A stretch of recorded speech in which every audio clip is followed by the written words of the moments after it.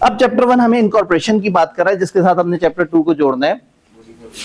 कोई भी कंपनी क्यों रजिस्टर होती है, कोई भी ग्रुप ऑफ पर्सन क्यों रजिस्टर होता है, वो इसलिए रजिस्टर होता है कि वो चाहते हैं कि उनको लिमिटेड लायबिलिटी मिले, वो चाहते हैं उनको सेपरेट लीगल ओनरशिप मिले। तो ज्यादातर ग्रुप ऑफ पर्सन जो है वो अपनी खुशी से कंपनी बनाता है, बट लॉ ने एक ऑब्लिगेशन भी लगाई हुई है। लॉ ये कहता है कि अगर आप 20 से ज्यादा लोग हैं, अगर कोई भी एसोसिएशन ऑफ पर्सन है जो 20 से ज्यादा लोगों पे ऑपरेट कर रही है, तो वो तब तक नहीं चल सकती जब तक वो एज अ कंपनी रजिस्टर ना कर ले। तो अगर एक पार्टनरशिप है जिसमें 23 लोग मिलकर कोई बिजनेस कर रहे हैं, अगर वो एक बिजनेस कर रहे हैं और वो 20 से ज्यादा है, तो इसका मतलब है वो बिजनेस इलीगल हो जाएगा। लॉ ने कहा है कि जब भी पाकिस्तान के बिजनेसेस ग्रो करें और 20 से ऊपर चले जाएं, तो उनके लिए वाजिब हो जाएगा कि वो कंपनी बनाएं।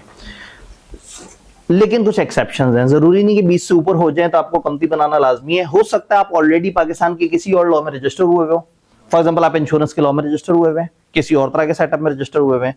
तो पार्टनरशिप के एक्ट के अलावा आप किसी भी लॉ में अगर रजिस्टर हुए हुए हैं, तो फिर आपको ये एक्सेप्शन मिल जाएगी कि आप 20 से ऊपर हो तो आपको कंपनीज एक्ट में आने की जरूरत नहीं है। फिर अगर पाकिस्तान में कोई ज्वाइंट फैमिली और वो अपना फैमिली बिजनेस ही रन कर रहे हैं, फैमिली भी ज्वाइंट है और वो अपना ज्वाइंट फैमिली बिजनेस रन कर रहे हैं, तो उनके ऊपर कोई पाबंदी नहीं है कि आपने अपने आप को कंपनी के तौर पर रजिस्टर कराना है। एक ही खानदान है, खानदान का बिजनेस है, खानदान वाले जाने, उन्हीं को ही मसला होगा, उन लोगों के लिए रजिस्टर होना शर्त नहीं है। फिर लॉ कहता है अगर 2 या 2 से ज्यादा ज्वाइंट फैमिलीज आपस में पार्टनरशिप कर लें, तो वहां पे एक छोटी सी उन्होंने एक्सेप्शन निकाली है कि अगर आप जब टोटल मेंबर्स काउंट करते हुए, फैमिलियों में बच्चे भी होते हैं जो हिस्सेदार होते हैं, अगर आप बच्चों को काउंट करने की वजह से 20 से ऊपर जा रहे हैं और अगर आप बच्चों को माइनस कर दें और सिर्फ बड़े मेंबर्स को उन सारी जॉइंट फैमिलीज के काउंट करें और वो 20 के अंदर अंदर रहें, तो दिस इज अलाउड कि आपके टोटल मेंबर्स 20 क्रॉस कर रहे हैं, लेकिन अगर एडल्ट मेंबर्स आपके 20 के अंदर अंदर हैं तो ठीक है, फिर कोई मसला नहीं है लॉ को। और आखिरी चीज, जो प्रोफेशनल्स होते हैं, लॉयर्स, अकाउंटेंट्स, बैंकर्स, तो सीए फर्म हो, लॉ फर्म हो, इस तरह के जो प्रॉपर प्रोफेशंस हैं, उनकी अगर कोई फर्म हो और उनके लॉ ने मना किया वो कि खबरदार आपने कंपनी नहीं बनाना। जस्ट फॉर अंडरस्टैंडिंग बता दूं, ऑडिट फर्म्स पाकिस्तान में उनको मना है, वो कंपनी लिमिटेड लायबिलिटी कंपनी नहीं बना सकते फॉर ऑडिट सर्विसेज। कुछ सर्विसेज के लिए बना सकते हैं, लेकिन ऑडिट के लिए हम चाहते हैं कि उनकी लायबिलिटी अनलिमिटेड हो। तो ऐसे में अगर वो 20 से ऊपर भी होंगे तो उनके अपने बायलॉज ने, आईकेएफ के बायलॉज ने मना कर दिया, खबरदार तुम लोगों ने कंपनी नहीं बनानी। तो 20 से ज्यादा बंदे हैं लेकिन प्रोफेशनल्स हैं और उनके प्रोफेशन ने उन्हें मना कर दिया कि आप कंपनी नहीं बनाएंगे। तो इसका मतलब ये है कि कुछ लोग खुशी से कंपनी बनाएंगे और कुछ लोग मजबूरन, चूंकि वो 20 क्रॉस कर चुके हैं, वो कंपनी बनाएंगे। लेकिन इन 4 एक्सेप्शंस में जो 20 क्रॉस भी कर चुके हुए हैं, उनके ऊपर भी कोई पाबंदी नहीं है कि वो लाजमी कंपनी के तौर पर रजिस्टर हो। अगर आप इनकी बात नहीं मानेंगे तो फिर एक तो पर्सनल लायबल तो होंगे वो सारे लोग जो बिजनेस कर रहे हैं, दूसरा आपको लेवल 1 पेनल्टी हो जाएगी। Level 1, level 2, level 3 company law में जगह जगह इनका जिक्र है। अल्हम्दुलिल्लाह इसका असल मतलब हमें नहीं पता, हमारे सिलेबस में नहीं है। सेक्शन 479 है, आप सीए फाइनल में आके उसे पढ़ते हैं। लेवल 1, लेवल 2, लेवल 3 अलग अलग फाइन्स को कहते हैं। आसान अल्फाज में लेवल 1 चंद हजार के फाइन को कहते हैं, लेवल 2 चंद लाख के फाइन को कहते हैं और लेवल 3 चंद करोड़ के फाइन को कहते हैं। तो पुराने जमाने में क्या होता था, हर सेक्शन का अलग अलग फाइन होता था। कंपनीज एक्ट 2017 ने क्या किया, जितने भी फाइन्स वगैरह हैं उनको मेन 3 कैटेगरीज में डिवाइड कर दिया, हल्का फाइन, दरमियाना फाइन और बड़े लेवल का फाइन। तो ये जगह जगह लेवल 1, लेवल 2, लेवल 3 आएगा। तो आईकेएफ एक्सपेक्ट करेगा कि अगर किसी सेक्शन को वो पूछे और उसकी पेनल्टी पूछे तो हम बता सकें। तो होता ये कि काफी मिक्स हो जाते हैं। इसका मैंने टोटका बताया हुआ है कि लेवल 3 सिर्फ एक ही है पूरी किताब में और लेवल 2 मुश्किल से 7-8 जगह है। तो रादर देन कि हम सारी पेनल्टीज याद करें, हम लेवल 3 और लेवल 2 याद कर लें, बाकी किसी भी जगह अगर पेनल्टी पूछी जाए तो हम कॉन्फिडेंस से लेवल 1 कह दें। उसके अलावा 3 स्पेशल ऐसी जगह हैं जहां जेल, फाइन और इन दोनों की मिक्सिंग है। तो आखिरी दिन हम इंशाल्लाह इस तरह की लिस्टें देख लेंगे कि हमने फाइन्स को किस तरह से याद रखना है। तो सबसे पहले तो ये है कि इतने लोग होंगे तो इतने से ऊपर होंगे तो उनको कंपनी बनानी पड़ेगी। सवाल ये कि कंपनी कैसे बनती है? कंपनी बनती है प्रोमोटर से। कभी भी एक अकेला बंदा चाहे तो वो एसएमसी बना सकता है, कम से कम 2 बंदे हो तो प्राइवेट कंपनी बना सकते हैं और कम से कम 3 बंदे हो तो पब्लिक कंपनी बना सकते हैं। तो ये अलग अलग मिनिमम नंबर ऑफ मेंबर्स हैं जिनसे कंपनी स्टार्ट हो सकती है। ये सब लोग जो है वो कंपनी को अगर बनाना चाहें तो बना सकते हैं, लेकिन फिर कंपनी इस तादाद से नीचे नहीं जानी चाहिए। अगर कंपनी इतने नंबर से नीचे चली जाएगी तो फिर लॉ उसको कंपनी के तौर पे उस तरह से रिकॉग्नाइज नहीं करेगा। लॉ उनको 180 दिन का टाइम लिमिट देगा। कितने से नीचे? 1 से नीचे तो 0 होता है, तो इधर तो वो सेक्शन एप्लीकेबल ही नहीं है, वो सेक्शन एप्लीकेबल है इधर। पब्लिक कंपनी अगर 3 से नीचे चली जाए, प्राइवेट कंपनी अगर 2 से नीचे चली जाए, तो ये गलत हरकत है। लॉ इन्हें 180 डेज का टाइम देता है कि आप अपने मेंबर्स रिस्टोर कर लो, कुछ और मेंबर्स ले आओ। लेकिन अगर 180 दिन गुजर चुके हो और उन्होंने अपने मेंबर्स को रिस्टोर ना किया हो, तो जितने भी लोग कंपनी को चला रहे हैं, यानी इस केस में वो 2 बंदे या 1 बंदा, और इस केस में वो 1 बंदा, वो पर्सनली लायबल हो जाएंगे कंपनी के मामलात के लिए। अब अगर कंपनी ने कोई नुकसान कर दिया तो कंपनी की लिमिटेड लायबिलिटी होती थी, लेकिन ये लोग जो कंपनी को इलीगल तरीके से चला रहे हैं वो पर्सनली लायबल हो जाएंगे। चाहे तो वो जो 3 के बजाय 2 बंदे चला रहे हैं, दोनों को मिला के लीगल केस में ले जाया जा सकता है, और चाहे तो उनमें से किसी एक से सारी रिकवरी की जा सकती है। तो कंपनी मिनिमम नंबर से नीचे नहीं चलनी चाहिए। अब एसएमसी बेचारा क्या करे, जो चलता ही एक बंदे पे, एसएमसी वाले बंदे को जो रजिस्ट्रेशन के वक्त नॉमिनेट करना पड़ता है किसी और बंदे को। सिंगल मेंबर कंपनी वाला जो एक अकेला बंदा है, जिस वक्त वो अप्लाई करता है कि मेरी कंपनी रजिस्टर करें, वो नॉमिनेट करता है कि फलाना शख्स जो है अगर मेरी डेथ हो जाए तो मेरी कंपनी को अचानक से संभालेगा। वो फलाना शख्स इसकी डेथ के केस में आएगा, कंपनी को टेकअप करेगा, कंपनी के सारे मामलात देखेगा और इसके बच्चों तक इसके शेयर्स मुंतकिल कराने के लिए सारे स्टेप्स परफॉर्म कर रहा होगा। बात समझ आ रही है? जो नॉमिनी आ रहा है वो शेयर्स का मालिक नहीं है, वो केयर टेकर है। वो आएगा, कंपनी चलाएगा और कंपनी को वारसों तक पहुंचाएगा। कौन वारिस? जो बंदा मर गया उसकी जो लीगल रिप्रेजेंटेटिव है। अगर एक बंदे के शेयर्स एक ही बच्चे को जा रहे हो तो एसएमसी का स्टेटस बरकरार रहेगा, लेकिन अगर एक से ज्यादा बच्चों को जा रहे होंगे, एक से ज्यादा वारसों को जा रहे होंगे, तो फिर प्राइवेट कंपनी को में कन्वर्ट करवाना पड़ेगा, उसका प्रोसेस फॉलो करना पड़ेगा। हमारे सिलेबस में उसके बारे में हमें नहीं बताया। तो ये चंद बुनियादी सेक्शंस हैं जो इस चीज की बात कर रहे होते हैं कि कंपनी रजिस्टर होगी, क्या होगा। तो ये चैप्टर 1 की ये थोड़ी सी बातें ऐसी थी जो हमारी रहती थी। अब चैप्टर 1 से हम आगे कनेक्ट करेंगे। एक आध डेफिनेशन स्पेशल रेजोल्यूशन वगैरह की वो भी आगे पढ़ेंगे, एक आध मेंबर की डेफिनेशन है वो भी मौका मिलेगा तो पढ़ेंगे। अब कंपनी रजिस्टर कैसे होगी? ये कम से कम इतने लोग या इससे ज्यादा लोग भी चाहें तो कंपनी को रजिस्टर कराने के स्टेप्स ले सकते हैं। तो कंपनी को रजिस्टर कराने के कुछ ऑफिशियल स्टेप्स हैं जो लॉ ने बताए हुए हैं। जितने भी प्रोमोटर्स हैं, प्रोमोटर एक नया वर्ड आ गया, प्रोमोटर वो चंद हजरात जो चाहते हैं हमारी खुद की कंपनी हो, या उनके दोस्त कंपनी को रजिस्टर कराना चाह रहे हैं और ये उनकी मदद कर रहे हैं। तो प्रोमोटर का मतलब है हर वो शख्स जो चाहता है कि एक कंपनी रजिस्टर हो, भले वो कंपनी के ओनर के तौर पे आ रहा है, भले सपोर्टर के तौर पे आ रहा है। ये सारे लोग इन 3-4 स्टेजेस से गुजरेंगे और उसके बाद बाय द एंड इनमें से कुछ लोग रह जाएंगे, बन जाएंगे सब्सक्राइबर्स, और कुछ लोग सिर्फ प्रोमोटर्स ही रह जाएंगे। मैं अक्सर इसको समझाने के लिए एग्जांपल देता हूं अल्लामा इकबाल और कायदे आजम की। दोनों के दोनों पाकिस्तान के प्रोमोटर थे, चाहते थे कि एक अलग वतन बने, लेकिन बानी बने कायदे आजम, जो कि एंड पे अल्टीमेटली जिनकी मौजूदगी में लीगली पाकिस्तान बना और उन्होंने डॉक्यूमेंट साइन किए कि हाँ भाई ये अलग मुल्क रजिस्टर हो रहा है। तो इसी तरह से वो सारे यार दोस्त जो एक नई कंपनी बनाना चाहते हैं, ख्वाहिश रखते हैं, शोर शराबा मचा रहे हैं, एक्साइटेड हैं, वो सब प्रोमोटर्स हैं। लेकिन by the end of this all activity जिन्होंने कंपनी के बेसिक डॉक्यूमेंट्स पे अपने साइन कर दिए, बेसिक डॉक्यूमेंट्स यानी कि कंपनी के मेमोरेंडम आर्टिकल्स पे जिन्होंने साइन कर दिए, वो बन जाएंगे कंपनी के सब्सक्राइबर्स और पहले मेंबर्स। जब कंपनी बनती है तो उसके सब्सक्राइबर्स होते हैं, उसकी इनिशियल मेंबर्स, और बाद में depending upon company share capital रखती है या नहीं, बाद में कुछ लोग आके एग्री कर लेते हैं, वो नॉट हैविंग शेयर कैपिटल में मेंबर बन जाते हैं, और कुछ लोग आके शेयर्स खरीद लेते हैं, वो हैविंग शेयर कैपिटल में मेंबर बन जाते हैं। उनका नाम रजिस्टर पे डालना जरूरी होता है। तो मेंबर की एक डेफिनेशन है जिसमें किताब ने कहा है कि जितने भी सब्सक्राइबर्स हैं वो मेंबर होते हैं, और उसके बाद हैविंग शेयर कैपिटल में जिसने शेयर्स खरीद लिए और नाम रजिस्टर पे लिखवा दिया, और नॉट हैविंग शेयर कैपिटल में जिसने एग्री कर लिया और रजिस्टर पे नाम लिखवा दिया। तो यहां तक चैप्टर 1 की जो छोटी छोटी सी हमारी कहानी रहती थी हमने उसको डिस्कस किया। चैप्टर 2 में एंटर होते हैं।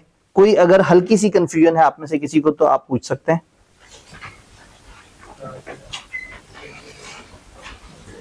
कोई एक हल्का, मैंने जॉइंट फैमिलीज के हवाले से बताया है।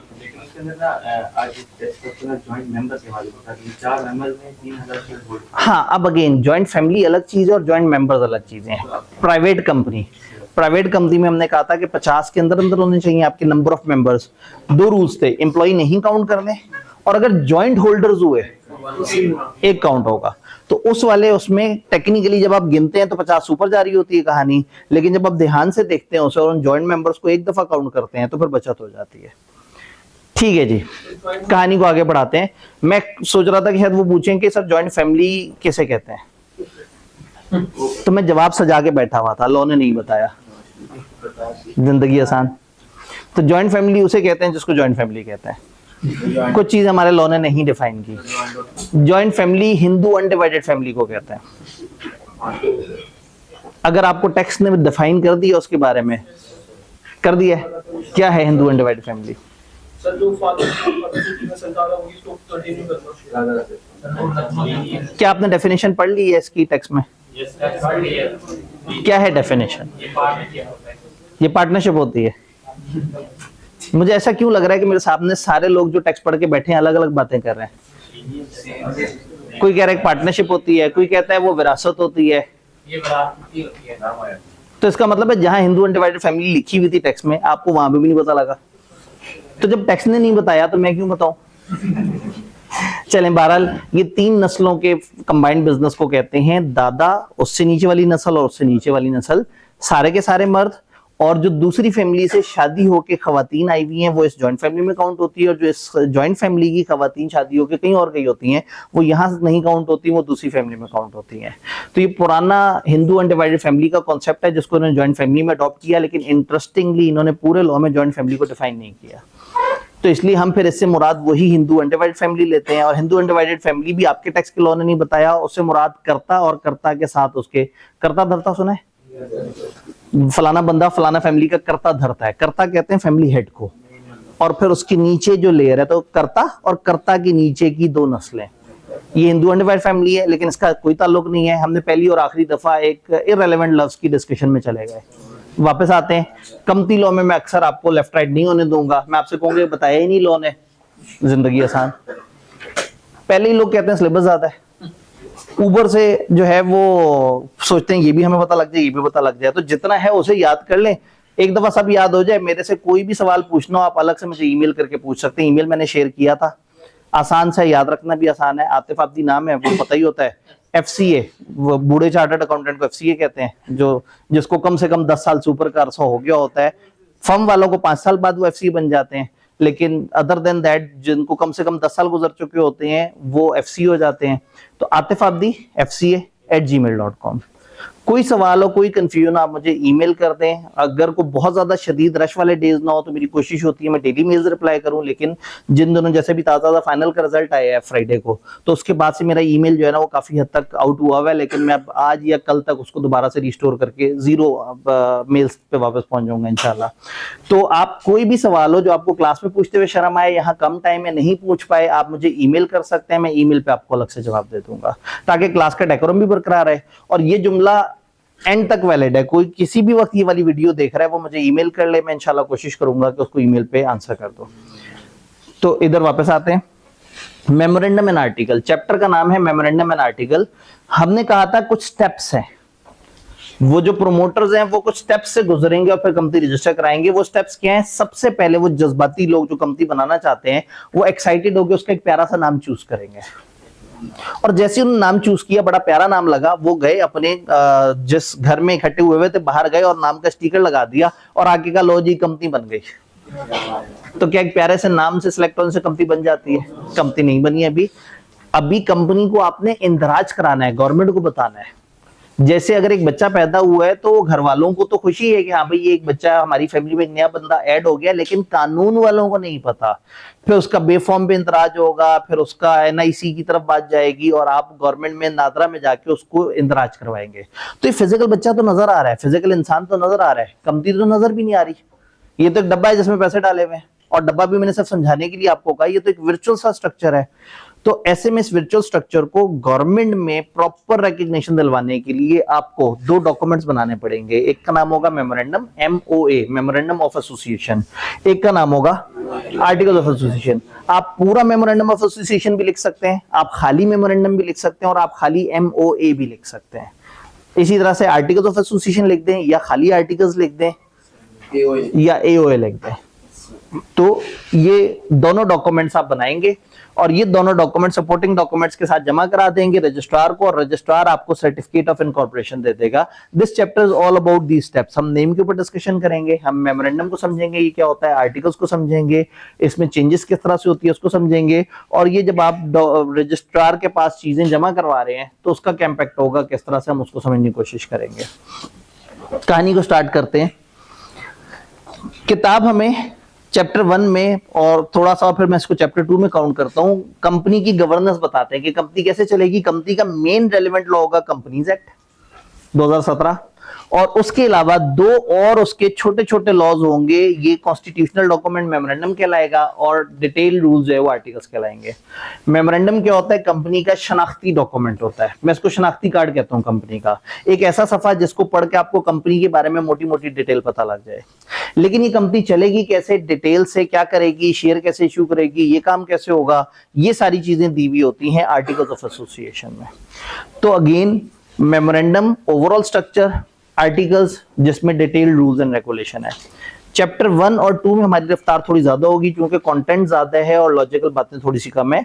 बाकी अक्सर चैप्टर्स में हम 4 सफे पे उतना ही टाइम लगा देंगे जितना यहाँ 10-11 सफों के ऊपर टाइम लगा रहे हैं। तो इस वक्त हमें थोड़ी सी रफ्तार तेज करनी होगी। मेमोरेंडम बेसिक डॉक्यूमेंट जो कि कंपनी का स्ट्रक्चर बता रहा है, और articles detail rules and regulation. आगे चल के इनके बारे में पढ़ते हैं। पहला step, getting availability of suitable name. आपने सबसे पहले देखना है कि एक प्यारा सा हमने नाम चूज करना है। नाम ऐसा होना चाहिए जिसमें कोई रुकावट ना हो। आपकी अपनी मर्जी है नाम सेलेक्ट करने में, लेकिन लॉ से एक दफा पूछना पड़ेगा। लॉ ने कुछ नामों पे पाबंदियां लगाई होती हैं। कुछ ऐसे नाम है जो एब्सोल्युटली नहीं रख सकते, और कुछ ऐसे नाम है जिनके लिए स्पेशल परमिशन लेनी पड़ती है। एससीसीपी पूछता है आगे से और फिर आपको बताता है कि आप ये नाम रख सकते हैं या नहीं रख सकते। तो जो पहली लिस्ट है नामों की, ये स्पेसिफिकली वो नाम है जो मना कर दिए। आपके नाम में वो वर्ड्स नहीं होने चाहिए जो स्पेसिफिकली एससीसीपी ने कहा है कि इस तरह के अल्फाज इस्तेमाल नहीं करने। आपका नाम इनएप्रोप्रिएट, नामुनासिब नहीं होना चाहिए। अनडिजायरेबल या डिसेप्टिव, धोखा देने वाला नहीं होना चाहिए। आपके नाम से लोग कंफ्यूज ना हो, आपके नाम से ये ना लगे कि आपका तो फलाना काम है। तो आपका नाम गैर मुनासिब ना हो, गैर अखलाकी ना हो, लोगों के मजहबी जज्बात को ऑफेंड करता हुआ नाम नहीं होना चाहिए, एग्जिस्टिंग नाम नहीं होना चाहिए, मिलता जुलता नाम नहीं होना चाहिए। तो जो नाम ऑलरेडी चल रहे हैं वो नहीं होना चाहिए। ऑलरेडी किसी से बहुत ही ज्यादा मिलता जुलता नाम नहीं होना चाहिए। मजहब पे अटैक करता हुआ, किसी भी मजहब, किसी भी फिरके पे अटैक करता हुआ नाम नहीं होना चाहिए जो लोगों को खामखा उकसाए। और उसके अलावा धोखा देने वाला नहीं होना चाहिए, नामुनासिब नहीं होना चाहिए। अनडिजायरेबल, जो लोगों को अच्छा नहीं लगता कि यार ये किस तरह का नाम रख दिया, अच्छी बात नहीं है, वो ना हो। और वो लफ्ज जो लॉ ने बता दिए, कहाँ बताए पता नहीं, हमारे सिलेबस में नहीं है, तो कुछ लफ्ज उन्होंने बता दिए, ये वो नाम है जो सिरे से ही नहीं रख सकते। फिर कुछ ऐसे नाम है जो रख सकते हैं अगर आपको एससीसीपी अप्रूवल दे दे। आप एससीसीपी को अप्लाई करते हैं, एससीसीपी देखता है आपके नाम में अगर कोई खास कनेक्शन आ रहा है किसी और इदारे से, तो एससीसीपी उस इदारे से या उस बॉडी से या उस अथॉरिटी से अप्रूवल लेता है और फिर आपको इजाजत देता है कि आप ये नाम रख सकते हैं या नहीं रख सकते। अगर आपके नाम में पैट्रनेज आए, ये लफ्ज अहम है। पैट्रनेज का मतलब होता है कनेक्शन, वाबस्तगी, इल्हाक, एसोसिएशन। तो अगर आपके नाम में कोई पैट्रनेज हो गवर्नमेंट से, पाकिस्तान की गवर्नमेंट से, बाहर की गवर्नमेंट से, हेड ऑफ स्टेट से, पाकिस्तान के, पाकिस्तान से बाहर के, मौजूदा हेड ऑफ स्टेट, गुज़िश्ता हेड ऑफ स्टेट, पाकिस्तान की किसी अथॉरिटी, पाकिस्तान की किसी एजेंसी, कोई भी इस तरह का नाम जिसमें आपको ये लगे कि ये नाम जो है वो कनेक्ट कर रहा है, आपको लगे या इदारों को लगे, तो उस तरह का नाम जिसमें कोई कनेक्शन नजर आ रहा हो, किसी मुदारबा वगैरह से कोई कनेक्शन नजर आ रहा हो, मुदारबा को थोड़ा आगे एक और चैप्टर में पढ़ेंगे इंशाल्लाह। उसके अलावा किसी इस तरह के बिजनेस से आपका कनेक्शन नजर आ रहा हो जो बगैर लाइसेंस के चल ही नहीं सकते। फॉर एग्जाम्पल, आपकी कंपनी के वर्ड्स में नाम लीजिंग लिखा हुआ हो, लीजिंग के लिए लैब से, लीजिंग एसोसिएशन ऑफ पाकिस्तान से अप्रूवल लेनी पड़ती है। तो अगर आपके नाम में वर्ड बैंक होगा तो भी आसान बात नहीं है, क्योंकि उसके लिए फिर स्टेट बैंक और इस तरह के इदारे भी बीच में आ जाएंगे। तो अगर आपके नाम से कोई कनेक्शन शो हो रहा है डिफरेंट किस्म का, तो एक लिस्ट उन्होंने दे दी हेड ऑफ स्टेट की, गवर्नमेंट डिपार्टमेंट, इंटरनेशनल ऑर्गेनाइजेशन, मुदारबा वगैरह, या कोई ऐसा बिजनेस विच रिक्वायर्स लाइसेंस। अगर ऐसा है तो आप पूछेंगे एससीसीपी से, और एससीसीपी इजाजत देगा तो ये नाम रख सकते हैं, वरना ये नाम नहीं रख सकते। तो सबसे पहला मुश्किल मरहला ये था कि आपने प्यारा सा नाम चूज किया, लेकिन देखा कि क्या वो इन 2 प्रॉब्लम्स में तो नहीं है। इन 2 के अलावा दुनिया का हर नाम रखा जा सकता है। तो उन्होंने ये नहीं बताया आप क्या क्या रख सकते हैं नाम, उन्होंने कहा कौन से नाम नहीं रख सकते और कौन से नाम इजाजत से। एक नाम जो आपने रखा वो सही है या गलत, इसका फैसला फाइनली एससीसीपी करेगा। यानी अगर झगड़ा बना कि आप कह रहे हैं नहीं मेरा नाम तो ठीक है, रजिस्ट्रार कहता नहीं आपका नाम गलत है, तो एससीसीपी का जो इसके ऊपर वर्डिक्ट होगा वो फुल एंड फाइनल होगा। इस पूरे लॉ में एससीसीपी से टक्कर नहीं लगानी। और जहां एससीसीपी और आपका क्लैश आ जाए, आपने मान लेना है कि गलती पे कौन है, हम। तो मैं अक्सर कहता हूं कि अगर एक साइकिल वाला एक प्राडो वाले को टकरा जाए तो गलती हमेशा साइकिल वाले की होगी, चाहे प्राडो वाला आके टकराया चाहे साइकिल वाला जाके टकराया, तो हम वो साइकिल वाले हैं और लॉ वो प्राडो वाला है। तो कभी भी जहां लॉ में आएगा कि यह हमारा डिफरेंस ऑफ ओपिनियन है, तो वो डिफरेंस ऑफ ओपिनियन हमेशा इस तरह से रिजॉल्व होगा कि हम लिख देंगे एससीसीपी का फैसला फुल एंड फाइनल है। और अक्सर जगह ये भी लिख देंगे कि किसी अदालत में भी नहीं जा सकते इसके अगेंस्ट। डेलीगेटेड लेजिस्लेशन का एक फायदा उठाया एससीसीपी ने और चीजों को अपनी इख्तियार में काफी ज्यादा कर लिया। नेम आपने सोच लिया, अच्छा लग रहा है नाम, आपने कहा चलो ये प्यारा सा नाम है, फिर आप रजिस्ट्रेशन के बाकी स्टेप्स की तरफ चले गए और जब फाइनली रजिस्टर करवाने गए तो तब तक पता लगा कि वो नाम तो किसी और ने ले लिया है। तो देयर इज एन ऑप्शन कि आप नाम को रिजर्व करवा सकते हैं। आपको एक नाम प्यारा लगा है, कंपनी अभी रजिस्टर नहीं हुई, कोई बात नहीं, आप जाएं एप्लीकेशन दे अथॉरिटीज को, अथॉरिटी से कहेंगे मुझे इस नाम को रिजर्व करवाना है, वो आपको 60 दिन तक के लिए नाम रिजर्व कर देंगे। इन 60 दिनों में आप अपना प्रोसेस कंप्लीट करें, मेमोरेंडम बनाएं, आर्टिकल बनाएं, जमा कराएं, आपका नाम महफूज होगा, आप जाके वो नाम क्लेम कर सकते हैं। लेकिन अगर किसी बंदे ने गलत इंफॉर्मेशन दी है, धोखा देने की कोशिश की है, कोई गलत नाम क्लेम करने की कोशिश की है, आपने अपने दोस्त को बताया था कि हम सोच रहे हैं फलाना नाम रखें, उसने कहा इनको तो मैं तंग करता हूं, उसने जाके वो नाम अपने नाम से रिजर्व करवा लिया कि जब आप रजिस्टर करवाने जाएं तो आपको वो नाम ना मिले, आप फिर परेशान हो, फिर आप ढूंढे नाम केस के, उससे नाम खरीदने की कोशिश करें तो आपका दोस्त आपको ब्लैकमेल कर सके। तो अगर रजिस्ट्रार को ये साबित हो जाए कि नाम देते हुए या नाम रिजर्व कराते हुए झूठ बोला गया है, गलत एप्लीकेशन दी गई है, तो वो नाम आपसे वापस छीन लेगा। और अगर आपने गलत एप्लीकेशन देके नाम रिजर्व करवा के कंपनी भी रजिस्टर करा ली है तो आपको फौरन से नोटिफिकेशन जारी कर देंगे कि आप अपना नाम चेंज करें, आपका नाम गलत है। तो नेम को रिजर्व करवा सकते हैं और उस रिजर्वेशन के दौरान आप कंपनी के बाकी सारे स्टेजेस से गुजर के और कंपनी को रजिस्टर करा सकते हैं। जब आपने एक दफा नेम रख लिया, फर्ज करें कंपनी रजिस्टर हो जाए और चलना शुरू हो जाए, तो फिर नेम की पब्लिकेशन के ऊपर लॉ ध्यान देता है। लॉ कहता है कि कंपनी का जो नाम है ये तमाम ऑफिसेस के बाहर लिखा होना चाहिए।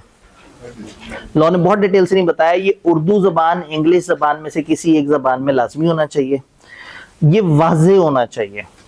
एक छोटा सा नाम का स्टिकर चिपका देने से काम नहीं बनेगा, ये अच्छे प्रॉपर प्रोमिनेंट कॉन्स्पिशियस लेटर में होना चाहिए कंपनी के तमाम ऑफिसेस के बाहर। कंपनी को जो सर्टिफिकेट ऑफ इनकॉर्पोरेशन मिलेगा वो उसकी तस्दीक शुदा कॉपी अपनी तमाम प्लेसेस ऑफ बिजनेस पे रखना होगा। जो कंपनी की जितनी भी लेटर हेड्स हैं वहां भी कंपनी का नाम आएगा, कंपनी के तमाम कॉन्ट्रैक्ट्स कंपनी के नाम से होंगे, कंपनी का हर डॉक्यूमेंट, हर इनवॉइस हमेशा कंपनी के नाम से होगी। लेटर हेड पे कंपनी के नाम के अलावा कंपनी का phone number, fax, email, website, जो भी एप्लीकेबल है, लॉ ने एक लिस्ट दे दी, वो सब भी हमने बताना होगा।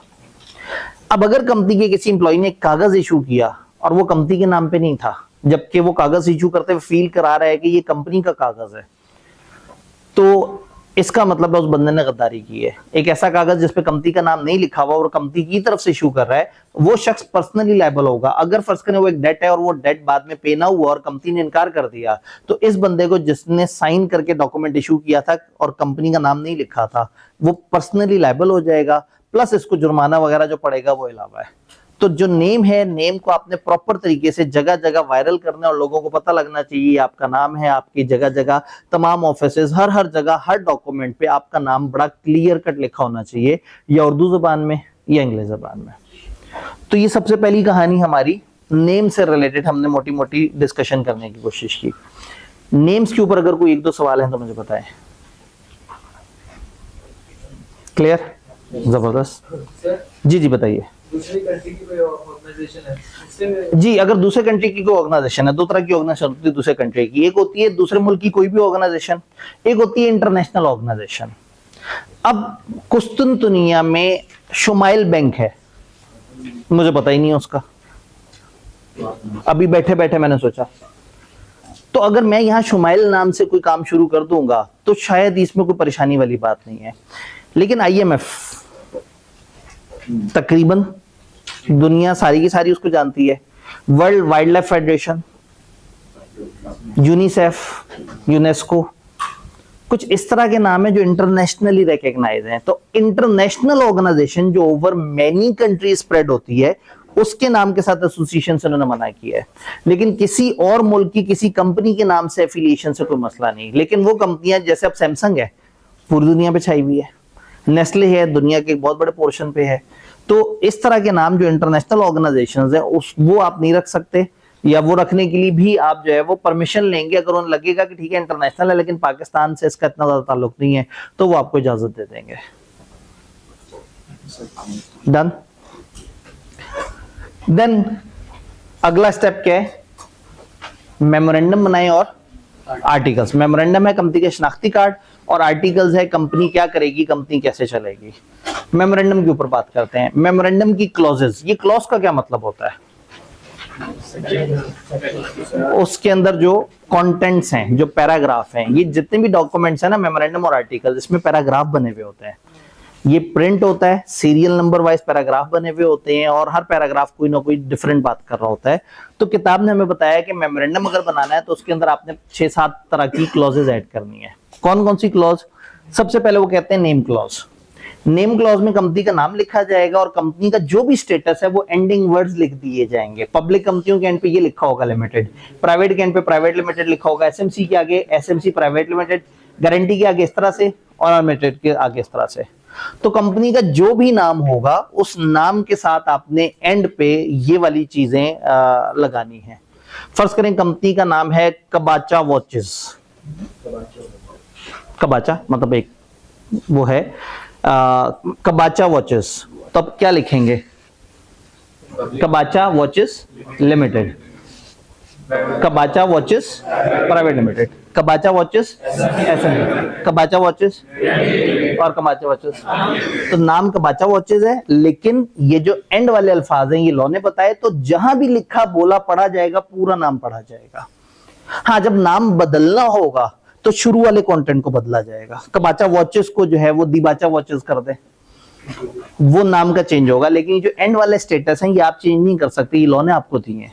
और कभी लॉ इनको ऐड या लेस करवा दे तो उसको नेम का चेंज नहीं हम काउंट करेंगे। नाम हमारा और है लेकिन कानूनी तौर पे हमें नाम के साथ ये सारी चीजें लगानी पड़ेंगी। तो ये नेम आपने लिखने और नेम के साथ इनमें से वो वर्ड लिखने हैं जिससे शनाख्त हो कि आपकी कंपनी कौन सी है। लोग आपकी कंपनी का नाम पढ़ते ही समझ जाएं कि आप किस किस्म की कंपनी है। तो सबसे पहले नेम क्लॉज होगी, एक लाइन में कंपनी का नाम लिखा हुआ होगा। फिर आएगी आपकी रजिस्टर्ड ऑफिस क्लॉज। अब रजिस्टर्ड ऑफिस क्या चीज है? जब कंपनी बनेगी तो कंपनी का एक ऑफिशियल एड्रेस होना चाहिए। जिस वक्त कंपनी को रजिस्टर करा रहे हैं, चंद दोस्त इकट्ठे हुए थे घर में, उन्होंने कोई डॉक्यूमेंट्स बनाए और जाके रजिस्टर करा दिया। अभी तो कंपनी रजिस्टर भी नहीं हुई, तो इस वक्त हम यहां एड्रेस नहीं देंगे। हम यहां बताएंगे हम इस सूबे में अपना रजिस्टर्ड ऑफिस बनाएंगे। तो रजिस्टर्ड ऑफिस क्लॉज में आप पाकिस्तान के किसी सूबे का नाम लिखते हैं कि हमें सूबे में रजिस्टर हो रहे हैं। समटाइम आप किसी ऐसे इलाके में होते हैं जो किसी सूबे के अंदर नहीं काउंट होता लेकिन पाकिस्तान में काउंट होता है। जैसे इस्लामाबाद बेस्ट एग्जांपल है, फाटा के एरियाज, वजीरिस्तान, वाना वगैरह बहुत सारे पाकिस्तान में ऐसे एरियाज हैं जो ऑफिशियली किसी सूबे के अंडर नहीं आते लेकिन वो पाकिस्तान का हिस्सा माना जाते हैं। आजाद जम्मू एंड कश्मीर सूबे के हिस्सा नहीं है लेकिन हम पाकिस्तान का हिस्सा उसे मानते हैं। ये और बात है कि इख्तलाफ वगैरह उस पर हमारे इंडिया के साथ हैं, लेकिन कोई भी ऐसा इलाका जो पाकिस्तान में है लेकिन सूबे में नहीं आता तो फिर आप उस हिस्से का नाम लिखेंगे। तो आप कहेंगे we are registered in Islamabad, we are registered in Waziristan, तो आप फिर उस इलाके का नाम लिखेंगे। तो प्रोविंस और part of Pakistan not forming part of our province in which registered office is to be situated, is situated नहीं इज टू बी, कि इस जगह हमारा रजिस्टर्ड ऑफिस बनेगा। अब रजिस्टर्ड ऑफिस एक अलग से एक एड्रेस होना चाहिए जहां कंपनी से खतो किताबत हो सके। कंपनी दिखती तो है नहीं कि उसका गंदा पकड़ के उसको कहें भाई ये बात सुनो। कंपनी को रेजिडेंट होना चाहिए किसी एक बिल्डिंग में, यानी अगर मुझे कंपनी को खत भेजना है तो there must be an address कि मैं खत भेजूं तो मैं समझूंगा कि कंपनी तक पहुंच गया। तो कंपनी को अपना एक ऑफिशियल एड्रेस डिफाइन करना पड़ेगा, वो कंपनी का रजिस्टर्ड ऑफिस कहलाता है। ये किसी डायरेक्टर के घर का एड्रेस भी हो सकता है, ये आपकी फैक्ट्री का एड्रेस भी हो सकता है, ये आपका कोई हेड ऑफिस का एड्रेस भी हो सकता है। तो रजिस्टर्ड ऑफिस होना चाहिए। जैसे ही कंपनी बनेगी 30 दिनों के अंदर अंदर उसका एक रजिस्टर्ड ऑफिस होना चाहिए जिसका एड्रेस उसने रजिस्ट्रार को बता दिया हो। जब भी रजिस्टर्ड ऑफिस चेंज होगा आपने 15 दिन के अंदर रजिस्ट्रार को बताना है। तो वापस इधर आते हैं, मैं इस वक्त रजिस्टर ऑफिस के सूबे या इलाके की बात कर रहा हूं, एड्रेस की बात नहीं कर रहा। एड्रेस का सेक्शन अलग है जो कहता है कि 30 दिनों में एड्रेस होना चाहिए और 15 दिनों में आपने जब चेंज हो तो आपने उसको कम्युनिकेट करना है। रजिस्टर ऑफिस वाली बात समझ आई। देन अगली क्लॉज की अगर हम बात करें तो प्रिंसिपल लाइन ऑफ बिजनेस, आपका मेन काम धंधा क्या होगा, आप कौन सा मेन काम करेंगे। कंपनी 10 काम सोच रही है लेकिन उन 10 काम में से उसने सोचा ये मेन काम होगा। ये मेन काम कैसे पता लगेगा, वो जगह वो वाला बिजनेस जिसमें आप सबसे ज्यादा एसेट्स लगाने के बारे में सोच रहे हैं या जिससे आपको सबसे ज्यादा रेवेन्यू एक्सपेक्टेड है। और अगर एसेट्स किसी और बिजनेस में ज्यादा है, रेवेन्यू किसी और बिजनेस में ज्यादा है, तो देखेंगे दोनों में से ज्यादा क्या है।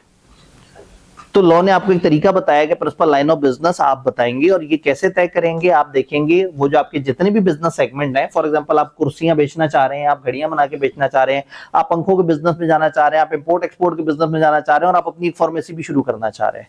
कंपनी आप 5-6 कामों के लिए बना रहे हैं।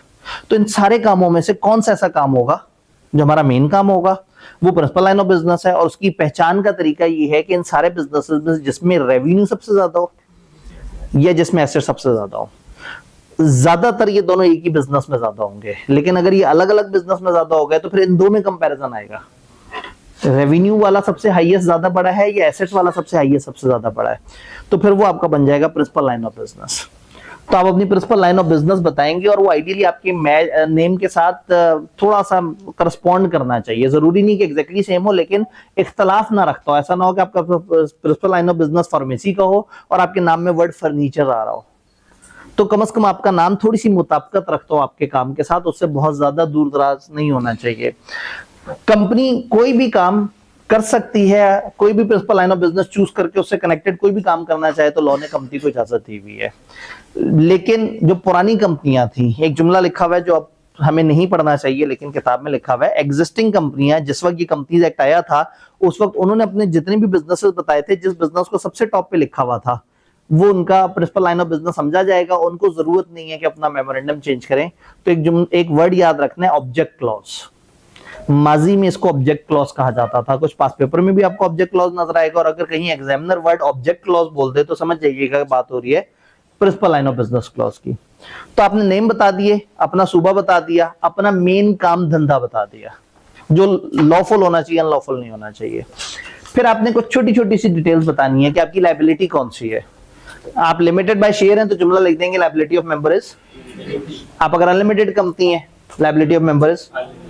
अगर लिमिटेड बाय गारंटी है तो लिख देंगे liability of members is limited. और साथ में एक एक्स्ट्रा सेंटेंस बता देंगे कि कितनी गारंटी हमारे मेंबर्स दे रहे हैं, अगर कंपनी बंद हो गई तो ये लोग कब कब कितनी कितनी अमाउंट के लिए पाबंद होंगे। हमारी किताब ने वो जुमला हमें नहीं बताया, बस ये बताया कि वो एक एक्स्ट्रा सेंटेंस ऐड कर देते हैं। तो लायबिलिटी को आप एक लफ्ज एक जुमले में समझाने की कोशिश करेंगे कि आप कौन सी तरह की लायबिलिटी रखते हैं। फिर आ जाएगा आपका ऑथराइज शेयर कैपिटल क्लॉज। ये ऑथराइज शेयर कैपिटल क्या होता है? Maximum amount of share capital, जहां तक आप जाने के बारे में सोच सकते हैं। तो जब आप कंपनी बना रहे होते हैं तो आप सोचते हैं कि हम कहां तक जाएंगे, इस कंपनी को 5-6 करोड़ तक लेके जाना है। आज भले 10 लाख रुपए से कंपनी शुरू कर रहे हैं, लेकिन आप अपना मैक्सिमम ऑथराइज कैपिटल डिफाइन कर सकते हैं। तो authorise capital is that maximum amount जहां तक आप जाना प्लान कर रहे हैं। कल को वो भी बदली जा सकती है, लेकिन ऑथराइज कैपिटल आप बताएंगे। कैसे बताएंगे? 3 इंपॉर्टेंट इंफॉर्मेशन बताएंगे। टोटल कैपिटल कितना है, नंबर ऑफ शेयर्स कितने हैं, वैल्यू पर शेयर कितना है। तो आप इस तरह से कहेंगे कि हमारा ऑथराइज कैपिटल है 500 मिलियन, जो कि 50 मिलियन शेयर्स 10 रुपए ईच में डिवाइड हुआ है। एक जुमला जिसमें तीनों बातें हो, total capital, number of shares और फेस वैल्यू, जिसको नॉमिनल पार स्टेटेड वैल्यू भी कहते हैं, आप वो बताएंगे। तो इसमें हमने अमाउंट ऑफ शेयर कैपिटल, जैसे कंपनी रजिस्टर हो रही है उसकी डिवीजन कितने उसमें है वो बताएंगे। हर सब्सक्राइबर के लिए लाजमी होगा कि वो एक शेयर ले अगर कंपनी हैविंग शेयर कैपिटल है। अगर नॉट हैविंग शेयर कैपिटल है तो उस क्लॉज का ही कोई ताल्लुक नहीं होगा। तो मेंबर के लिए कम से कम एक शेयर लेना लाजमी होगा। हर मेंबर अपने नाम के सामने लिखेगा कि मैंने इतने शेयर्स लेने हैं जब ये कंपनी बनेगी। तो ऑथराइज कैपिटल में आप बताएंगे हमारा मैक्सिमम शेयर कैपिटल क्या होगा। फिर 2 अलग अलग क्लॉजेज, अंडरटेकिंग सब्सक्रिप्शन किताब इकट्ठे बताती है, वैसे ही अलग अलग है। अंडरटेकिंग क्लॉज में आप एक वादा करते हैं, बड़ा ही कमाल वादा है, एज में बी स्पेसिफाइड। तो अंडरटेकिंग क्लॉज में आप एक अंडरटेकिंग ऐड करेंगे, एज में बी स्पेसिफाइड, जो एससीसीपी बता देगा कि आपने ये वादा करना है। और शुक्र है वो हमें नहीं बताया उन्होंने हमारे सिलेबस में, तो हमें याद करने की जरूरत नहीं। तो अंडरटेकिंग क्लॉज में हम सिर्फ वो लिखेंगे जो बता दिया जाएगा। देन आता है हमारा सब्सक्रिप्शन क्लॉज। अब सब्सक्राइबर्स के नाम पते हैं, आपने सारी चीजें बता दी। अगर आप देखें तो एक लाइन में कंपनी का नाम बताया, एक लाइन में उसका सूबा बता दिया, एक लाइन में उसकी लायबिलिटी बता दी, एक लाइन में उसका मेन लाइन ऑफ बिजनेस और उसके साथ एहतियातन थोड़ी सी और बातें भी लिख दी। ऑथराइज शेयर कैपिटल की भी आपको एक लाइन की जरूरत है। वादा पता नहीं कितनी सारी लाइंस का होगा, वो जो बताएंगे वो हम लिख देंगे। ये सारा कुछ हो गया तो तकरीबन समझे एक सफा बन गया आपका। अब सफे की बैक साइड ये यूं समझें कि इसको आगे कंटिन्यूएशन में एक टेबल बनाएंगे।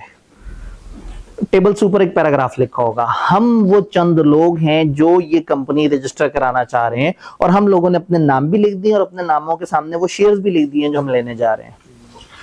तो एक पैराग्राफ सा लिखेंगे कि वी द सेवरल पर्सन जिनके नेम और एड्रेसेस दिए हुए हैं, हम चाहते हैं कि हम कंपनी बनाए मेमोरेंडम के तहत, और हमने रिस्पेक्टिवली उतने शेयर्स लेने हैं जितने हमारे नाम के आगे लिखे हुए हैं। और उसके बाद एक टेबल बना के वहां पे अपने नाम, अपने एड्रेसेस, अपनी बेसिक कवायद जो है वो दे देंगे। यहां पे एक और सेक्शन मदद करने के लिए आता है जो कहता है मेमोरेंडम और आर्टिकल जो है उसकी प्रिंटिंग और सिग्नेचर। किताब में आईकेप की दो जगह है, मेमोरेंडम की प्रिंटिंग सिग्नेचर और आर्टिकल की, और सेम सेक्शन है तो मैंने उसको क्लब कर दिया है। मेमोरेंडम और आर्टिकल्स प्रिंट भी होने चाहिए, पैराग्राफ में डिवाइड हो, तारीख डली हुई हो, और ये फॉलोइंग पर्टिकुलर्स हो, नाम हो, ऑक्यूपेशन हो, नेशनैलिटी हो, कुछ केसेस में फादर नेम भी, यूजुअल रेजिडेंशियल एड्रेस और other particulars as may be prescribe. कोई भी बंदा अगर कंपनी बनने के बाद मेमोरेंडम की कॉपी लेना चाहे तो वो पैसे देके 14 दिनों के अंदर कॉपी ले सकता है। जिस वक्त कंपनी बनेगी सारे लोगों को ये कॉपी फ्री मिलेगी, लेकिन बाद में आने वाले मेंबर अगर ये कॉपी लेना चाहे तो उनको पैसे देने पड़ेंगे। तो ये बेसिकली एक सिंगल डॉक्यूमेंट होता है जो ये सारी चीजों को कवर कर रहा होता है।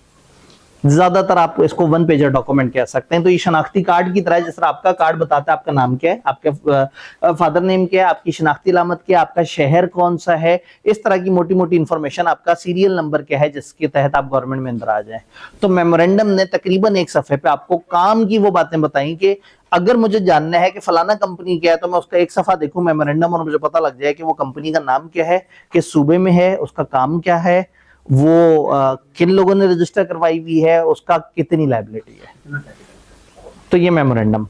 अब एक चीज जो हमारे सिलेबस में नहीं है, जस्ट फॉर मैं अंडरस्टैंडिंग दिखा रहा हूं, प्रैक्टिकल फॉर्मेट मेमोरेंडम आर्टिकल का, मेमोरेंडम का। मेमोरेंडम दिखने में कैसा होता है, कंपनीज एक्ट के एंड पे स्केड्यूल्स बने हुए होते हैं। जैसे टैक्स के एंड पे नहीं होता फर्स्ट स्केड्यूल जिसमें टैक्स के रेट आ रहे होते हैं, थर्ड स्केड्यूल जिसमें फलाना है, सेकंड में एग्जम्पशन आ रही है, इसी तरह से कंपनीज एक्ट के एंड पे भी स्केड्यूल्स होते हैं। सिर्फ फर्स्ट स्केड्यूल हमारे से रिलेट करता है। फर्स्ट स्केड्यूल में कंपनी के मेमोरेंडम और आर्टिकल्स के फॉर्मेट आ रहे होते हैं। तो उसमें सबसे पहले टेबल ए आता है, जो सबसे पहला फॉर्मेट होता है वो आर्टिकल्स के बारे में बताता है। उसके बाद कुछ फॉर्मेट मेमोरेंडम आर्टिकल्स के कंबाइन होते हैं। तो मैंने वहां से उठाया है टेबल बी। चैप्टर के सबसे एंड पे अगर आप जाते हैं तो आपको पता लग जाता है, एक लिस्ट पता लग जाती है कि कौन कौन सी चीजें कौन कौन से टेबल में कवर हो रही हैं। तो मैंने यहां से टेबल बी का फॉर्मेट उठाया। हमारे सिलेबस में टेबल बी नहीं है, लेकिन जस्ट आपको दिखाने के लिए कि मेमोरेंडम प्रैक्टिकली दिखता कैसा है।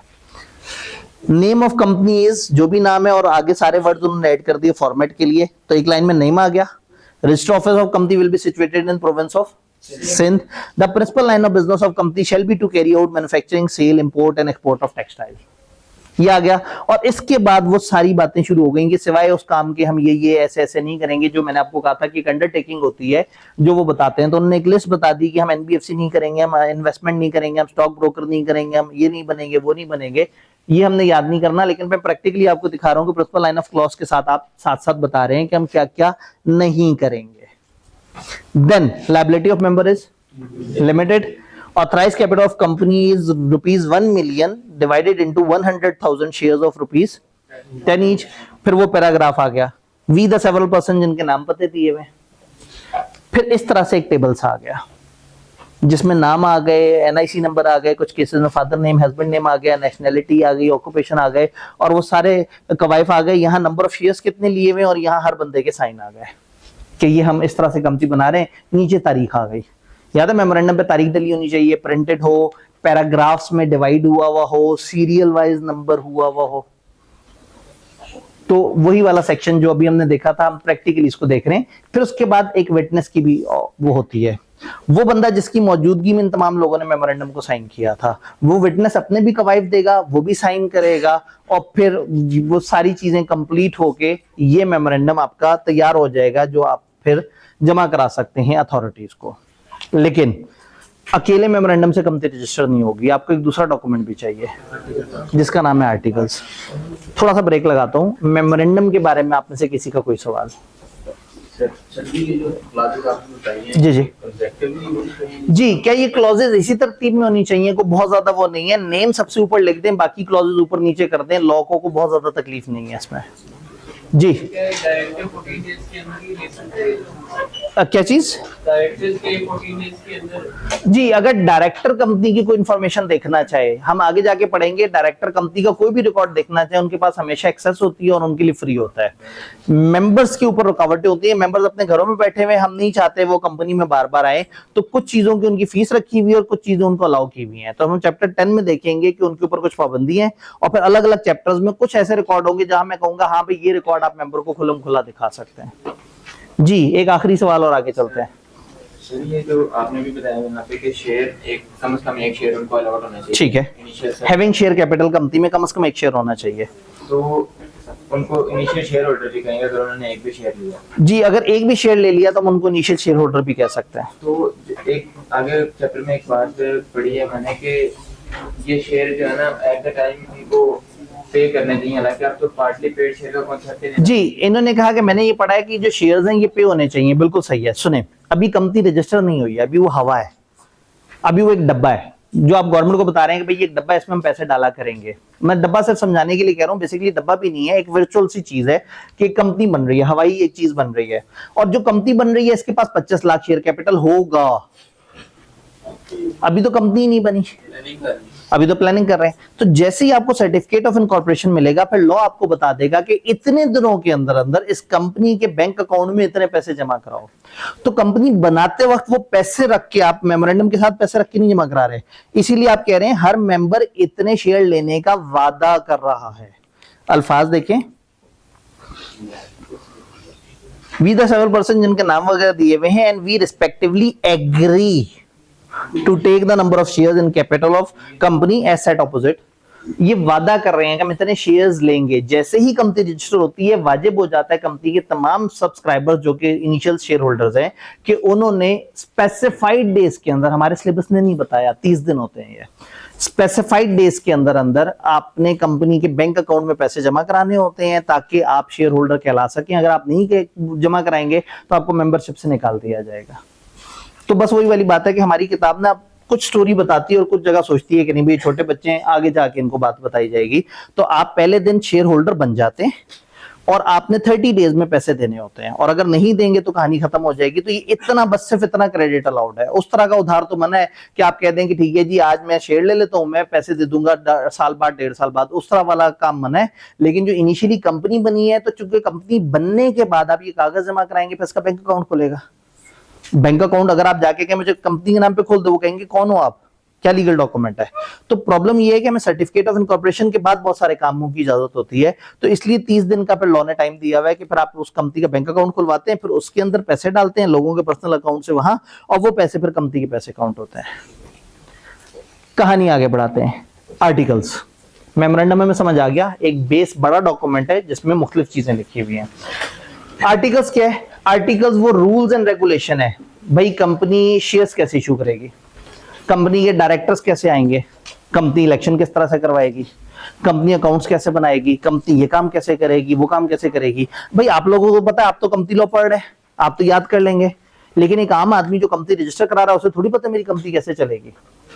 तो there must be a document जो बताए कि कंपनी का निजाम किस तरह से चला करेगा, वो डॉक्यूमेंट कहलाएगा आर्टिकल्स। अब मेमोरेंडम मैंने आपको समझा दिया, आपको समझ आ गया, आप किसी से भी बेसिक डिटेल लेके उसके मेमोरेंडम की शक्ल बना देंगे। लेकिन आर्टिकल्स, उसके लिए टेक्निकल नॉलेज चाहिए।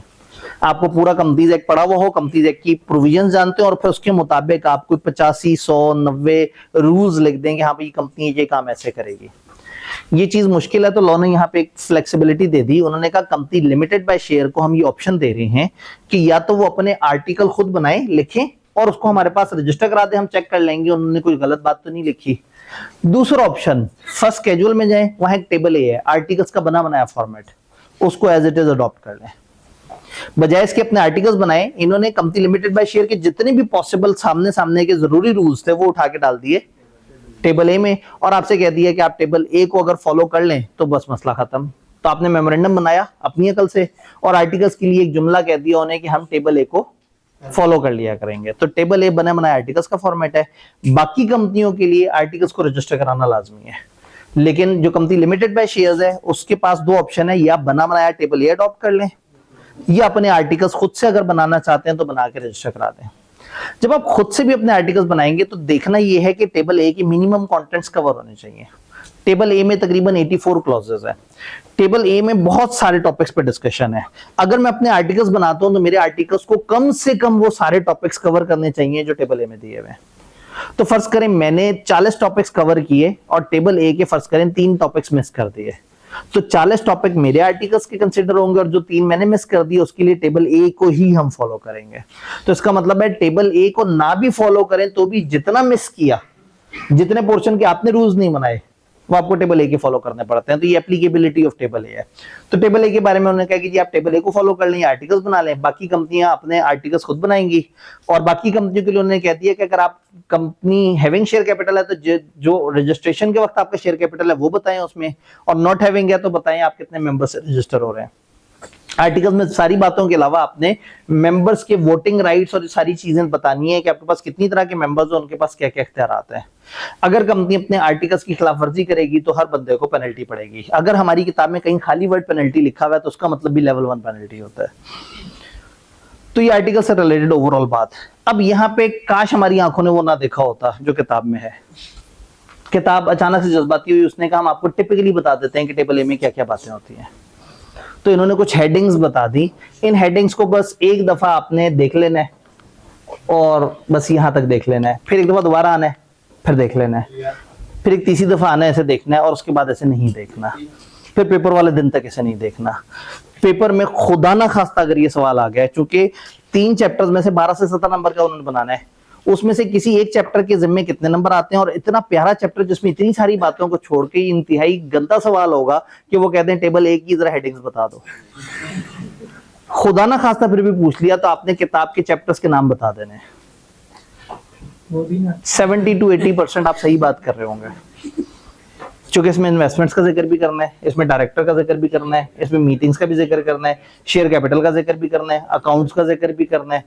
तो कुछ नहीं तो आप वही वो लिख दीजिएगा। ऑल्दो पूरा सिलेबस पढ़ने के बाद आज जब आप इसे देखेंगे तो इनमें से बहुत सारी चीजों को आप पहचानते हैं। प्रॉक्सी क्या है, डायरेक्टर क्या है, डायरेक्टर्स की पावर्स ड्यूटीज क्या है, मिनट्स बुक्स क्या है, डिस्क्वालिफिकेशन क्या है डायरेक्टर्स की, जनरल मीटिंग्स क्या है। तो ये डिफरेंट चीजों के ऊपर रूल्स होते हैं। तो मैं ये मानता हूं कि जिस दिन आपका पूरा बीएलडी तैयार हुआ और आखिरी दिन हो और आप कहें मैंने बहुत सब कुछ तैयार कर लिया, काश इस वक्त कुछ एक्स्ट्रा हो मेरे पास पढ़ने को, तो आप इसकी कंटेंट पढ़ लीजिएगा।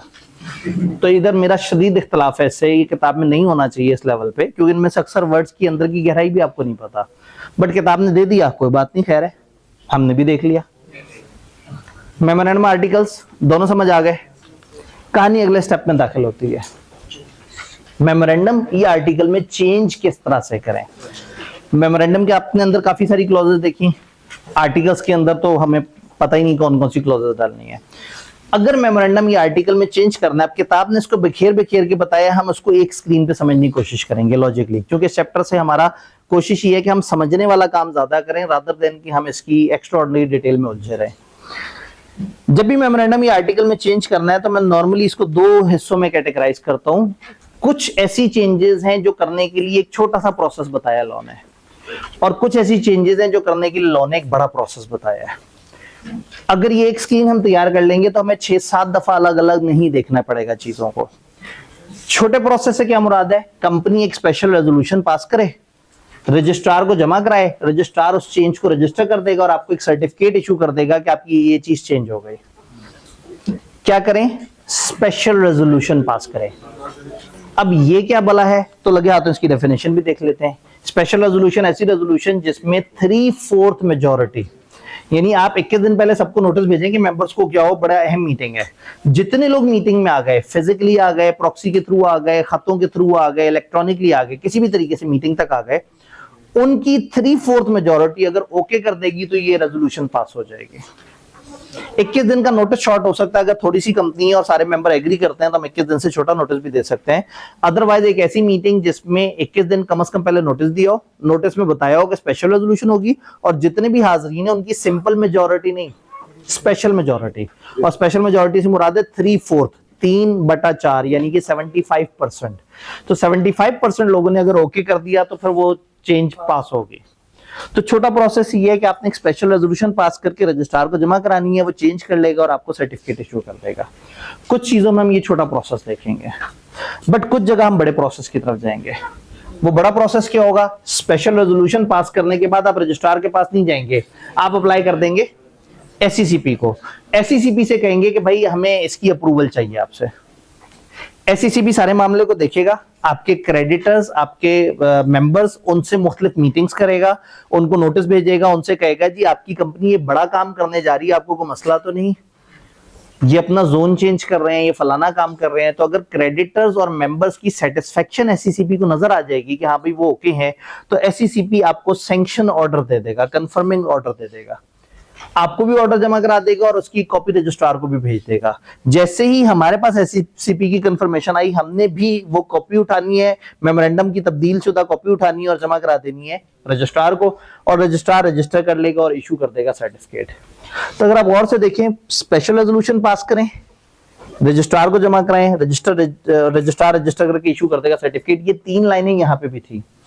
तो यहाँ नया क्या है? एससीसीपी। इसका मतलब है छोटे प्रोसेस में आपने खुद ही से अपने मेंबर्स की एक बड़ी तादाद को मनाना है और रजिस्ट्रार को जमा करा देना है, और बड़े प्रोसेस में पहले अपने लोगों को मनाना है, फिर एससीसीपी को मनाना है, और फिर अब दोनों बंदों की जो मानी हुई रेजोल्यूशन है वो जमा करा देनी है रजिस्ट्रार को। तो कुछ ऐसी चेंजेस होंगी जहां आपको छोटा प्रोसेस चाहिए होगा, कुछ ऐसी चेंजेस होंगी जहां आपको बड़ा प्रोसेस चाहिए होगा। मेमोरेंडम में नेम अगर चेंज करना होगा तो आपको छोटा प्रोसेस चाहिए। ऑथराइज शेयर कैपिटल चेंज करना होगा, छोटा process. Principal line of business, अगर सिर्फ आपने principal line of business change करनी है, कोई स्पेशल उसमें चेंज नहीं है, तो भी छोटा प्रोसेस। इवन आर्टिकल्स भी अगर चेंज करना है तो छोटा प्रोसेस। तो बड़ा प्रोसेस कब कब फॉलो होगा? रजिस्टर्ड ऑफिस की चेंज मेमोरेंडम की हमेशा बड़े प्रोसेस से होगी। फिर अगर प्रिंसिपल लाइन ऑफ बिजनेस में आप इस तरह की चेंज करते हैं कि आपको किसी लाइसेंस एक्टिविटी की तरफ जाना पड़ता है, आपका मेन काम था कुर्सियां बनाने का, आपने कहा हम लीजिंग का काम शुरू करने लगे। अब लीजिंग का काम ऐसा है जिसमें एससीसीपी से भी पूछना पड़ेगा पहले। तो अगर तो आप प्रिंसिपल लाइन ऑफ बिजनेस को चेंज करके किसी ऐसी बिजनेस में चले गए जिसके लिए लाइसेंस चाहिए होता है कोई खास, तो फिर आप छोटे प्रोसेस से नहीं कर सकते। आप अगर गौर से देखें, प्रिंसिपल लाइन ऑफ बिजनेस यहाँ पे भी है, यहाँ पे भी है। ये सादा वाली चेंज है और ये चेंज है टू एनी लाइसेंस एक्टिविटी। तो आसान बात, सिर्फ 2 बातों में आपने बड़ा प्रोसेस याद रखना है। रजिस्टर्ड ऑफिस क्लॉज हमेशा बड़े प्रोसेस से चेंज होगी, और प्रिंसिपल लाइन ऑफ बिजनेस का जब लाइसेंस वाला चेंज आ रहा होगा, जब किसी आप ऐसे बिजनेस की तरफ जा रहे होंगे जो लाइसेंस एक्टिविटी है, तो फिर आप बड़े प्रोसेस की तरफ आएंगे। अदरवाइज आप हमेशा छोटे प्रोसेस से चेंज कर लेते हैं। यहां पे एक छोटी सी क्लैरिफिकेशन रजिस्टर्ड ऑफिस को लेके। रजिस्टर्ड ऑफिस एड्रेस और चीज है और रजिस्टर्ड ऑफिस क्लॉज और चीज है। अगर मैं अपने ऑफिस का एड्रेस बदल रहा हूं तो इसका हरगिज ये मतलब नहीं है कि मैं अपनी क्लॉज बदल रहा हूं। क्लॉज कब बदलेगी? जब हम किसी दूसरे सूबे में ले जाएंगे अपने रजिस्टर्ड ऑफिस को। तो अब रजिस्टर्ड ऑफिस के चेंज की 3 बातें जहन में रखनी है। पेपर में आप एमसीक्यू पॉइंट ऑफ व्यू से और लॉजिकल सवाल के पॉइंट ऑफ व्यू से जहन में रखें। अगर रजिस्टर्ड ऑफिस का सिर्फ एड्रेस चेंज हो रहा है एक ही शहर में रहते हुए, तो आपने सिंपली 15 दिनों के अंदर अंदर रजिस्ट्रार को बता देना है कि हमारा एड्रेस चेंज हो गया, और कुछ नहीं करना। अगर आपका एड्रेस ऐसे चेंज हो रहा है कि आप एक शहर से दूसरे शहर में जा रहे हैं विद इन सेम प्रोविंस, छोटे प्रोसेस की तरफ आएंगे। आप स्पेशल रेजोल्यूशन पास करके रजिस्ट्रार को जमा कराएंगे। अगर विद इन सेम प्रोविंस सिर्फ शहर बदल रहा है, और अगर जोन बदल रहा है, सूबा बदल रहा है, या इलाका वो वाला बदल रहा है, तो फिर आप आएंगे बड़े प्रोसेस की तरफ। तो इसका मतलब है कि एक शहर में चेंज सिर्फ रजिस्ट्रार को बता दें, एक सूबे में between different cities special resolution pass करें, और बिटवीन डिफरेंट प्रोविंसेस बड़े वाला प्रोसेस फॉलो करें। याद रहेगा कि किस किस सिचुएशन में हमने क्या करना है। हमने अब कहानी तो समझ आ गई, लेकिन छोटी छोटी सी बीच में बातें हमारी रहती हैं। हमें ये समझ आ गया कि नेम का चेंज इस तरीके से होगा, लेकिन ये नेम का वॉलंटरी चेंज है जो हम अपनी पसंद से कर रहे हैं। नेम के चेंज के ऊपर मैंने थोड़ी सी और बात करनी है, और आर्टिकल्स के चेंज पे थोड़ी सी और बात करके फिर हम ब्रेक की तरफ चले जाएंगे इंशाल्लाह। नेम के अंदर रेक्टिफिकेशन ऑफ चेंज भी होती है। एक होता है वॉलंटरी चेंज, हम अपनी पसंद से चेंज करते हैं, वो तो सीधा सा तरीका है कि आपका जो सादा सा चेंज है, स्पेशल रेजोल्यूशन पास करें, रजिस्ट्रार को इन्फॉर्म करें, काम चल जाएगा। लेकिन अगर रेक्टिफिकेशन हो, रेक्टिफिकेशन का मतलब आपके नाम में तस्हीह होनी है। तस्हीह मतलब करेक्शन होनी है। आपका नाम गलत था, आपने एक नाम रखा था जो कि गैर कानूनी था, अब आप उस नाम को बदलना चाह रहे हैं। आपने नाम रखा था, उस वक्त नाम सही था, अब अचानक से उस नाम की कोई ऑर्गेनाइजेशन है जिसकी वजह से आपके नाम को कोई मसला है। अगर हमें पता लगे तो भी हम रजिस्ट्रार को अप्लाई कर सकते हैं, और रजिस्ट्रार को पता लगे तो वो भी हमें नोटिस दे सकता है। वो हमें कहेगा जी आपके नाम में ये मसला है, हमें एक अपॉर्चुनिटी ऑफ बीइंग हर्ड देगा। हम अपनी बात उनके सामने रखेंगे, लेकिन अगर वो कन्विंस ना हुए तो फिर वो एक नोटिफिकेशन देंगे जिसके 30 डेज के अंदर अंदर हमें नाम चेंज करना होगा। मेंबर्स को बुलाने की जरूरत नहीं है, स्पेशल रेजोल्यूशन की जरूरत नहीं है, कंपनी के डायरेक्टर्स कंपनी का नाम चेंज कर लेंगे। अगर उसके कहने के बावजूद भी आपने नाम चेंज नहीं किया तो वो खुद ही से आपका नाम चेंज करके रजिस्टर में कोई भी नाम लिख देगा और आपको उस नाम का सर्टिफिकेट भी जारी कर देगा। फिर आप रोते रहेंगे कि ये क्या हुआ हमारे साथ, और फिर आपको वॉलंटरी चेंज करना पड़ेगा। नाम चेंज होने के या किसी भी क्लॉज चेंज होने के आफ्टर इफेक्ट्स क्या हैं? अगर आपका नाम चेंज हो गया तो आपने पुराना नाम नया नाम इकट्ठे 90 दिन तक दिखाते रहना है दुनिया को, ताकि लोगों को पता लग जाए कि पुरानी कंपनी अब नए नाम पे शिफ्ट हो गई है। तो नया नाम लिखा और नीचे ब्रैकेट में लिख दिया प्रीवियसली नोन एज फलाना कंपनी। तो 90 दिन तक इस तरह से नाम दिखाते रहे। आपकी जितने भी लीगल केसेस थे पुराने नाम पे वो नए नाम पे शिफ्ट हो जाएंगे। जितने भी आपके डॉक्यूमेंट्स कॉन्ट्रैक्ट पुराने नाम पे चल रहे थे वो नए नाम पे शिफ्ट हो जाएंगे, और आपको एक नया सर्टिफिकेट ऑफ इनकॉर्पोरेशन दे देंगे क्योंकि उसमें लिखा था फलाना कंपनी इस तारीख को रजिस्टर हो गई है। अब क्योंकि आपका नाम बदल गया है तो उसकी एडजस्टमेंट करके आपको एक रिवाइज सर्टिफिकेट ऑफ इनकॉर्पोरेशन देंगे जो ओरिजिनल डेट और नई डेट दोनों उसमें आ रही होंगी, ओरिजिनल नाम और नया नाम दोनों उसमें आ रहे होंगे। तो नेम से रिलेटेड ये एक दो और एहतियाती बातें जो हमें पता होनी चाहिए। रजिस्टर ऑफिस के ऊपर मैंने आपको बात बता दी 15 दिन 30 दिन वाली, और अगर एक किसी और सिटी में जा रहे हैं तो आपको स्पेशल रेजोल्यूशन चाहिए, वो मैंने आपको उस टेबल के साथ बता दिया। फाइनली आर्टिकल्स में चेंज। आर्टिकल में चेंज होती तो छोटे प्रोसेस से। छोटा प्रोसेस क्या होता है भला?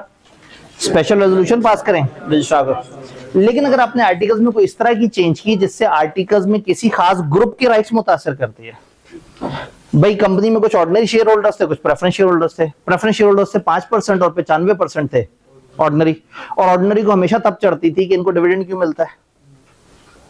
तो किसी सियाने बंदे ने दूसरे सियाने से पूछा यार इनको डिविडेंड क्यों मिलता है? उसने कहा यार आर्टिकल्स में लिखा होगा इसलिए मिलता है। तो उसने कहा आर्टिकल्स बदलने के लिए क्या चाहिए? इसने कहा स्पेशल रेजोल्यूशन। और स्पेशल रेजोल्यूशन के लिए कितनी पावर चाहिए? 75%, और हम कितने हैं? 95%। तो कहीं ऐसा ना हो कि छोटों को जो है दबा दिया जाए या अकलियतों के साथ नाइंसाफी हो। तो अगर आर्टिकल्स में कोई ऐसी चेंज है जो किसी खास ग्रुप के सब्सटेंशियल राइट्स चेंज कर रही है, वो चेंज तभी होगी जब कम से कम 3/4 of those affected also vote for that. तो आपने स्पेशल रेजोल्यूशन भी पास करनी है, और फिर जिस तबके के राइट्स चेंज कर रहे हैं उसकी 3/4 अक्सरियत से आपने अलग से उसकी अप्रूवल लेनी है। अगर दोनों लेवल पे चीजें अप्रूव होंगी तो फिर आप ये चेंज कर सकते हैं, वरना आप ये चेंज नहीं कर सकते। तो क्या यहां तक बातें समझ आई? फिर किताबी आखिरी सफे पे हल्की फुल्की सी बातें हैं कि एक्ट ओवरराइड कर देते हैं मेमोरेंडम आर्टिकल को। एक्ट हमेशा भारी होगा। मेमोरेंडम आर्टिकल में कुछ भी ऐसा लिख दें जो एक्ट के अगेंस्ट हो तो वो गलत होगा। एक्ट हमेशा वैलिड होगा। आपका कोई कॉन्ट्रैक्ट हो, कोई रेजोल्यूशन हो, मेमोरेंडम हो या आर्टिकल हो, उसमें कुछ भी ऐसा लिख दें जो कंपनीज एक्ट के अगेंस्ट है, वो उसी वक्त वॉइड हो जाएगा, उतना पोर्शन वॉइड हो जाएगा। फिर वो कहते हैं कि कॉपीज मेमोरेंडम आर्टिकल्स की अगर कोई मेंबर फीस देके आपको कहे तो आप 14 दिन के अंदर अंदर उसको कॉपी दे, और अगर चेंज हो गया है तो चेंज हुई भी कॉपी उसे दें जब भी वो मांगे। देन वो टेबल के कौन कौन से टेबल में कौन कौन सा, फर्स्ट स्केड्यूल के कौन कौन से टेबल में कौन कौन सी चीज का फॉर्मेट है, एमसीक्यू पॉइंट ऑफ व्यू से आपको कभी परेशान कर सकते हैं। तो यहाँ टेबल ए से लेके एफ तक लिखे हुए हैं, और एक तरीका है कि उस रट्टा मार लेंगे, टेक्निकली तरतीब याद रख लें। सिर्फ ये वाहिद कंपनी है इसका आर्टिकल ऑफ मेमोरेंडम का अलग फॉर्मेट है, बाकी सब कंपनियों के आर्टिकल ऑफ मेमोरेंडम के फॉर्मेट एक ही टेबल में दिए हुए हैं। ये ए से लेके ई एफ तक तरतीब में, हमने जिस तरतीब में पढ़ा था उसी तरतीब में लिखा हुआ है। हमने सबसे पहले कंपनी लिमिटेड बाय शेयर पढ़ा था, फिर कंपनी लिमिटेड बाय गारंटी पढ़ा था और सोचा था उसमें शेयर्स नहीं होते। फिर हमने कहा था कुछ कंपनी लिमिटेड बाय गारंटी होती है जिसमें शेयर, फिर अनलिमिटेड कंपनी पढ़ी थी, और फिर थोड़ा आगे जाके सेक्शन 42 वाली कमती पड़ी थी, तो उसी तरतीब से यहाँ लिखें और यहाँ बस पहले वाले में ए बी अलग अलग करते हैं, उसके बाद आप तरतीब से आते जाएं। तो रट्टा मारने के बजाय अगर लॉजिकल सीक्वेंस ध्यान में हो तो आप उसको पेपर में बैठ के भी रफ सा उसका ड्राफ्ट बना सकते हैं। तो क्या ये बात समझ आई? That was all about chapter 1 2। अब हमारा कंप्लीटली क्लोज हो चुका हुआ है।